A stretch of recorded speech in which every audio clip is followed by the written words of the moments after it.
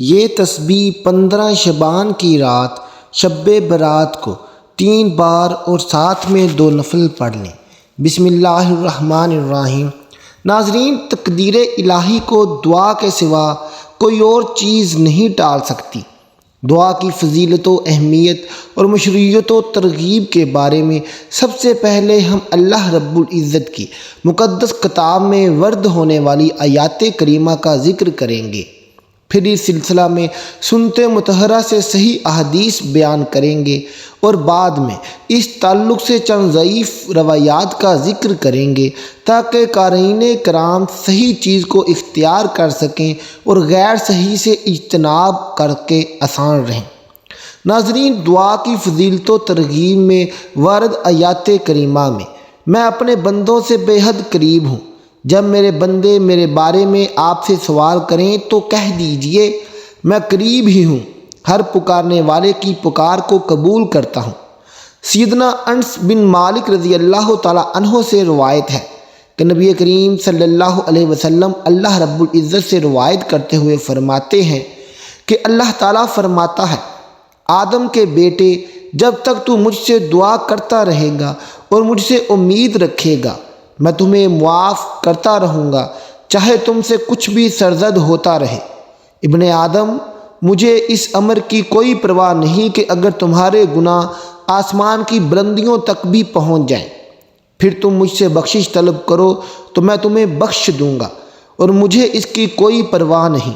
ابن آدم، اگر تم گناہوں سے پوری زمین بھر کر لے آئے ہو لیکن تمہارے دامن پر میرے ساتھ شرک کا داغ نہ ہو تو میں اتنی ہی مغفرت لے کر آؤں گا اور تمہیں معاف کر دوں گا۔ تم سب میرے محتاج ہو، میری بادشاہت بلا حدود ہے۔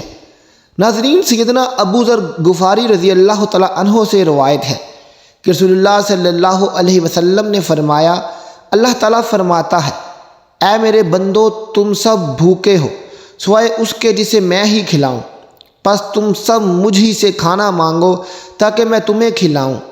اے میرے بندو، تم سب ننگے ہو سوائے اس کے جسے میں ہی پہنا دوں، سو تم مجھ ہی سے لباس طلب کرو تاکہ میں تمہیں پہنا دوں۔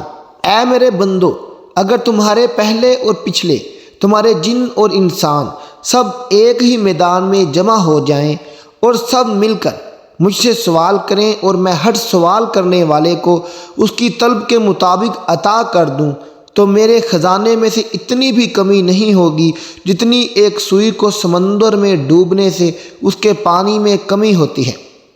ناظرین اکرام، آج کا وظیفہ 15 شعبان کی رات شب برات جو قریب ہے، یہ وظیفہ ہے، اور آپ نے سب سے پہلے 3 بار سبحان اللہ و بحمدی سبحان اللہ العلی العظیم کی 3 بار تسبیح پڑھنی ہے، پھر اس کے بعد 2 رکعت نوافل کی نیت کرنی ہے۔ اس کے بعد پہلی رکعت کے اندر ثنا کے بعد سورۃ فاتحہ شریف اور اس کے بعد 11 مرتبہ سورہ کوثر پڑھنی ہے۔ دوسری رکعت کے اندر سورۃ فاتحہ شریف کے بعد 11 مرتبہ سورۃ اخلاص پڑھنی ہے۔ یہ 2 رکعت نماز نفل پورے کرنے ہیں، اور نوافل سے پہلے جو آپ کی نیک خواہشات ہوں، حاجات ہوں، ان کو ذہن میں رکھ کے نوافل کی نیت کرنی ہے۔